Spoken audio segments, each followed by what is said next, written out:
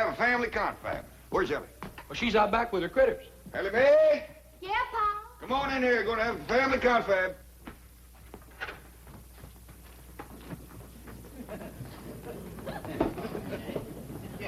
Now, as you all know, poor widow Fenwick and her young'un is coming to spend the day, and we all got lots to do.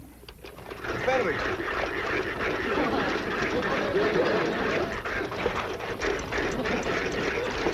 Hold it. We'll start doing right away. I'd like to say a few words first. Now, let's commence with the victuals.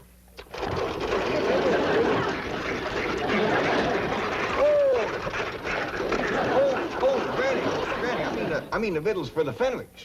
What you got planned? Oh, possum stew, grits and jowls, some corn pone, and some pickled crawdads. Sounds a little rich for folks that ain't ate for a while. Well, maybe you're right, kid. To get the wrinkles out of their belly, I'll start them off with some nice hot owl soup. That'll be fine. Now, Ellie, you and Jethro delivered them that box of clothes, right? That's right, Pal. I never knowed there were so many needy folks in Beverly Hills. Me neither. By doggies, you gotta admire that widow Fenwick. She's poor but proud. Jethro and Ellie tells me that right across the front of this little house of hers, she's got writ big as life, Fenwick House.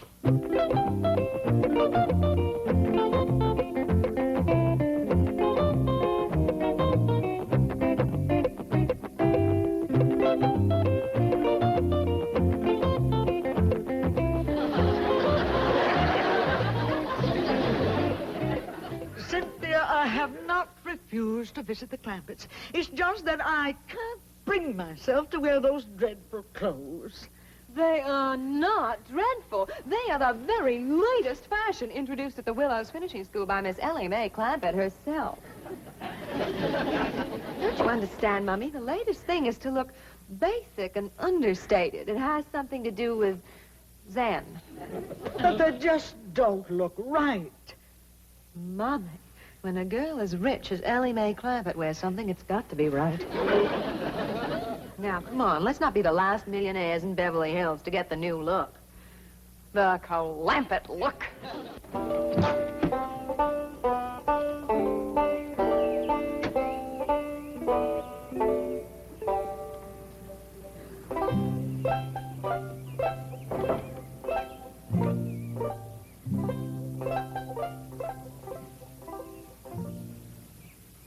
Found the box of clothes, Uncle Jed. Right here's where Ellie and me left them. Jethro, I seen places with little or nothing in them, but this is pitiful. Not a chair to sit in. Nor a bed, neither. Ain't got a wash bowl, nor a pitcher to fill it with water, nor a window big enough to throw it out. Hey, Uncle Jed, we gonna bring them some stuff? No, Jethro. You couldn't squeeze enough stuff in this place to make it fit for two women to live in. Well, then what are we gonna do? We gotta get him to move into our place. It ain't gonna be easy, with her being such a prideful woman. But it just ain't right for us to have so much stuff and to let them live here in a place like this.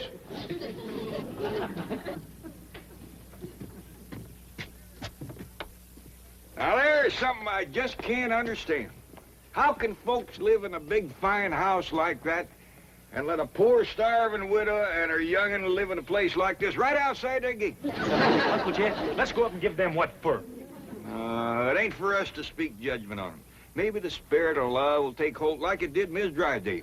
The Clampetts are moving from la to la. The Clampetts are moving from la to la. And I am so happy.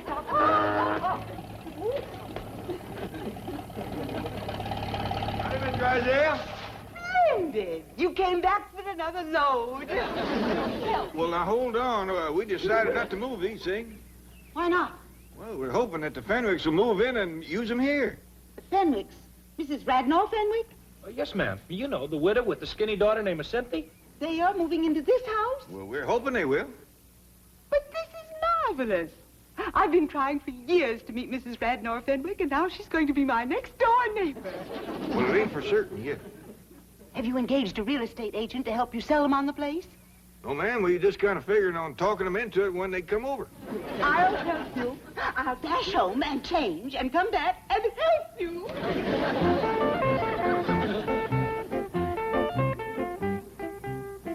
You see what I mean, Jethro?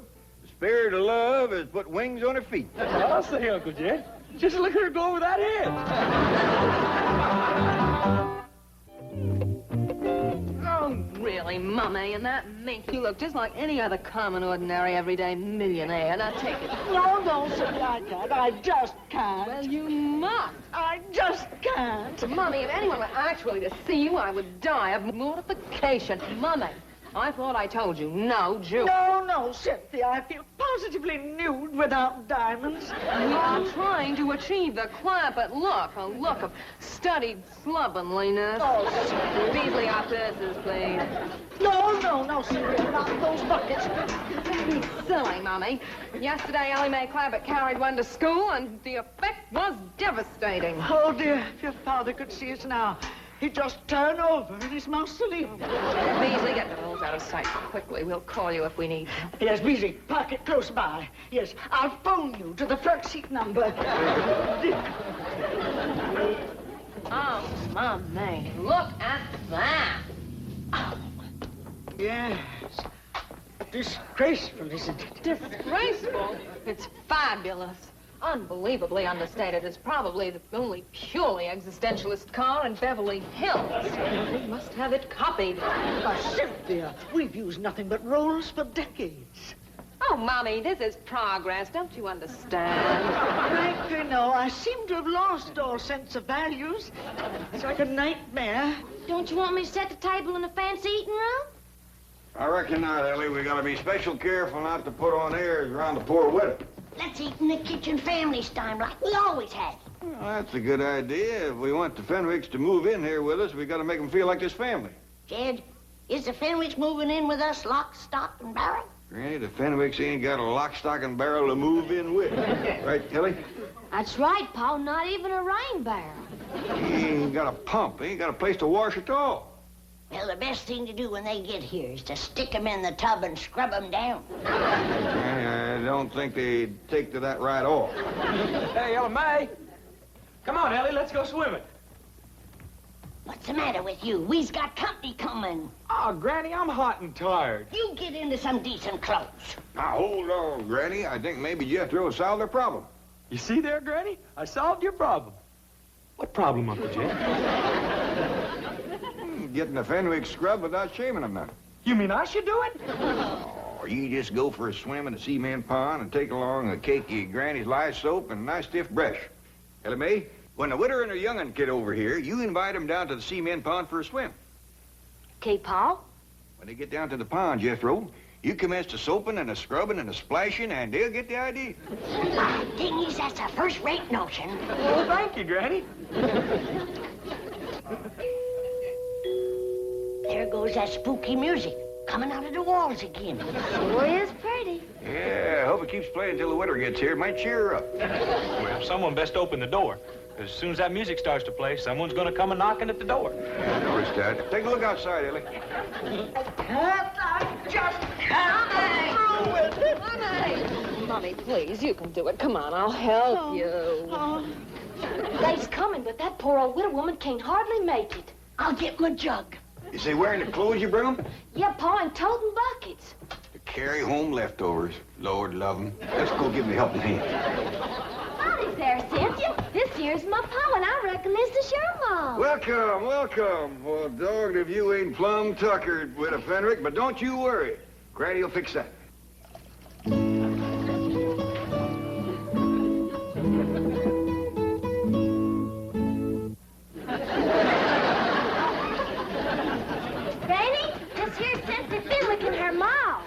Folks. Take their buckets out to the kitchen, Ellie. Yes, sir, Pa. See you in a little bit, Cynthia. Thank you, darling. Too low. Ellie Mae, be sure they're scoured good and don't leak. Do it, Granny. Here, widow, this'll brace you up. Oh, thank you. Orange pico. No, white lightning. Oh, I'm not familiar with the blend, but tea is tea. That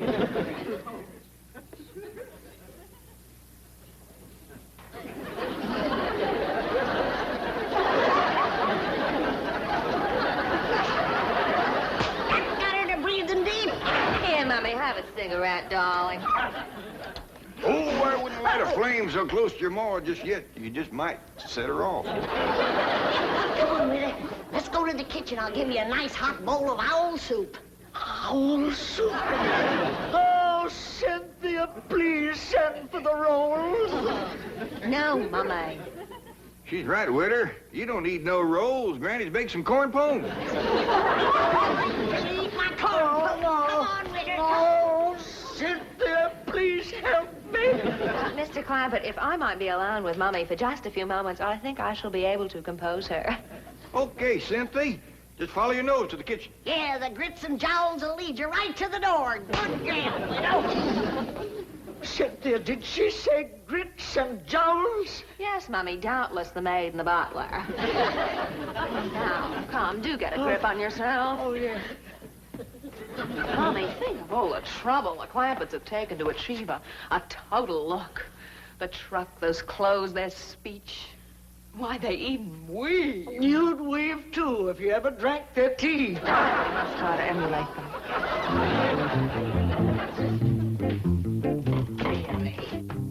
They'll never sell this house to the Fenwicks. We can practice on the cleaning woman. Howdy there. Are you Grits? I beg your pardon. Oh, we all is looking for grits and jowls. Well, you'll find them in the kitchen. And please stay there, out of sight. Now see here. We uns is friends of the Clampetts. Obviously. And the sooner you're all out of Beverly Hills, the better. Meantime, stay out of sight in the kitchen. That is the surliest cleaning woman I've ever seen. See, Mummy, even the Clampetts have a servant problem. Yes, for the first time, I'm beginning to feel a common bond with them. We're both members of an oppressed minority group. Millionaires. Oh, there you are. We're still looking for grits and jowls. Oh, we'll get to them directly. Ellie. Oh, Cynthia, I bet you and your ma would like to go swimming, huh? I wouldn't. No, neither would I. We got a dandy pond all made out of cement. Nice clean water in it, too. And plenty of room to splash around and work up a good lather. No, thank you. No, I'll pass, too. Maybe they just like to look at the pond. Show them, Ellie. Okay, Pa. No, we're not interested. We didn't even bring suits. Well, I got one that'll fit you. And I'll try and find one for you, Etta. Baste my possum, Jed. Yeah, now come on, ladies. Pond's right out here. Come on, here you go. It's right over there to the right. Peculiar behavior. Why do you suppose they're so insistent that we come up? Mummy, looky there.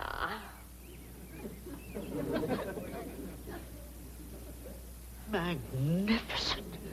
What a specimen of manhood. Who do you suppose he is? Let's find out. Clampett! Oh, Mr. Clampett. Who is that Adonis by the side of the pool? Adonis?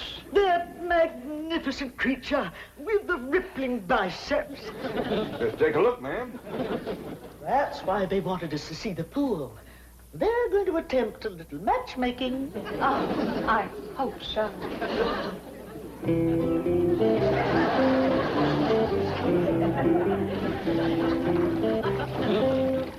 Right there is Duke. Duke! He has a title? Yeah, Duke. Duke of what? Where's he from? Well, he was born in Oxford. He's been with us since he was a little feller. Then he's the Duke of Oxford. Yeah, I reckon so. We just call him Duke. He hasn't got a wife, has he? Well, he's had his share of lady friends, but nobody right at the moment. Cynthia, I sure do hope you change your mind about going swimming. Oh, I have. Oh, Cynthia, you seem right fond of Duke. If you want him to like you, just tickle him behind the ear. He just loves when he lays over on his back, scratch his belly. But don't stand there. Get scratching. Show her where to change, Ellie. Okay, Pa. Mr. Clampett, I imagine that Cynthia and I do appear a bit eager, but I want you to know that my daughter is worthy of royalty. We Fenwicks are a very, very old family.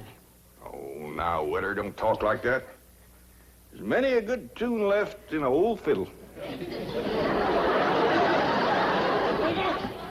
Here's a brand new swimming suit. Never been wore before. It was give to Jed here for a wedding present. Remember, Jed? Too big. Wouldn't be enough left sticking out to wash. Wash? We'll make do. You better leave the room, Jed.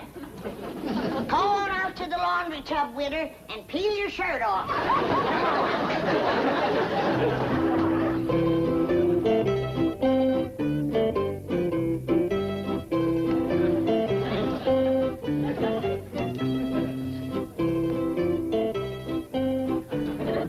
Cut it out, Ellie. Oh, excuse me. Howdy, ma'am. Your Grace. Yours too. Permit me to present myself to you. Well, thank you very kindly, but I don't think my Uncle Jed would let me keep you. Oh, Your Grace. Yours too. I am Cynthia Fenwick. Oh, hey, is your ma coming? No, we are quite alone. Well, shall we go in the water? No, I'd rather not. Well, then why don't you just sit here and you can watch me? Oh, Your Grace. Yours too.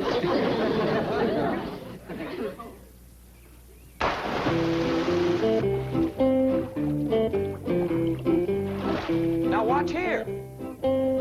Are you watching, Cynthia? Oh, yes, I am. All right, now, here we go.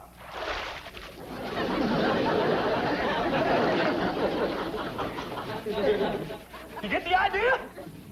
Well, it looks as if you are taking a bath. That's right. Come on in. Your Grace. Yours too.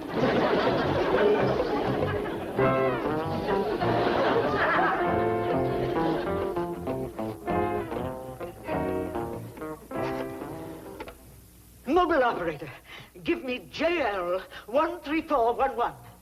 No, make that 12. I want the front seat. I thought I told you to stay out of sight in the kitchen. Now look here. I have taken all the abuse I intend to take in this house. Clampett look or no Clampett look.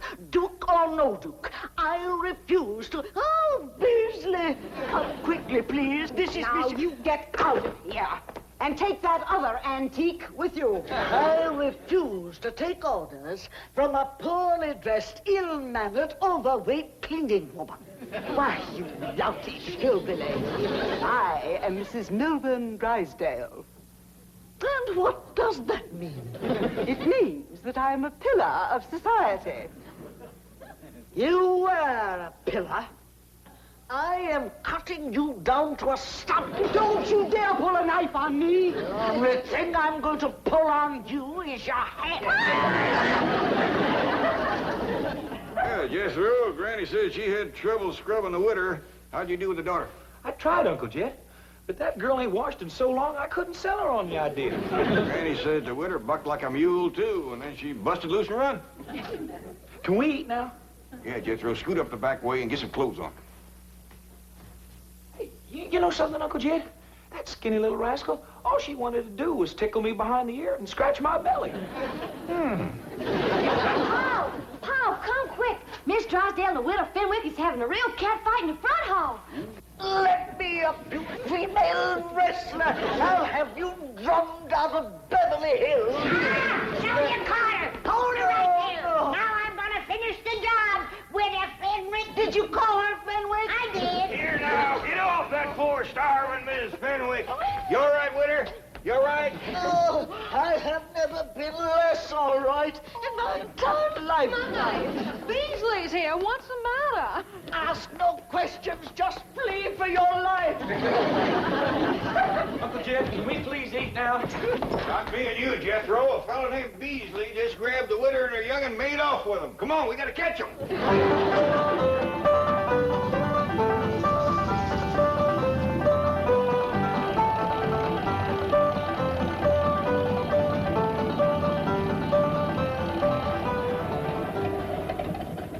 They turned right in there, Uncle Jed. And now the gates are closed.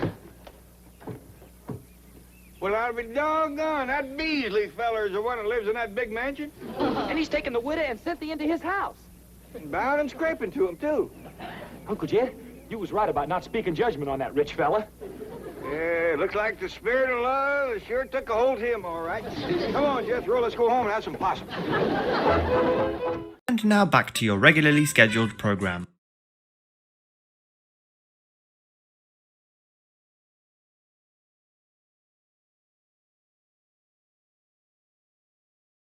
Now hear that? Get out of here!